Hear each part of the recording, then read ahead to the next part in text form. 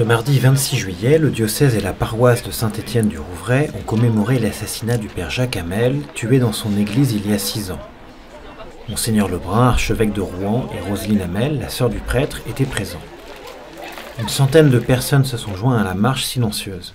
Ils sont de plus en plus à venir prier le père Hamel. Ce qui m'a marqué, c'est de voir qu'il y avait beaucoup de pèlerins ou de personnes venant à Saint-Étienne pour se recueillir dans l'église du père Jacques Hamel, dans l'église de Saint-Étienne. Le cahier de prière assez souvent rempli, des groupes téléphonant à la permanence pour visiter sur un chemin de pèlerinage, des paroisses du Nord allant à Lisieux et désirant s'arrêter 1 heure ou 2 à Saint-Étienne, des prêtres de Paris désirant célébrer la messe là où est mort Jacques Hamel, des groupes scolaires, étudiants aussi. Et donc ça, j'ai été assez marqué, surpris. Pas forcément étonné, mais je me suis dit là, il y a quelque chose à travailler.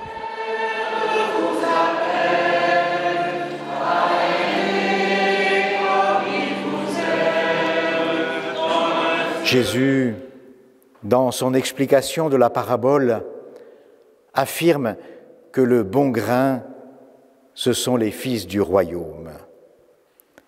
Il dira ailleurs qu'il faut que le bon grain tombe en terre et meure pour donner son fruit.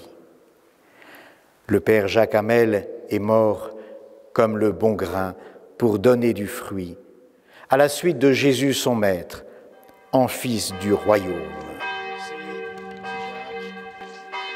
La paroisse a décidé de créer un espace qui pourra accueillir jusqu'à 80 pèlerins. Il se situera à côté du presbytère où vivait le père Hamel. Mais les salles ont grand besoin d'être rénovées. Le curé a donc lancé une souscription.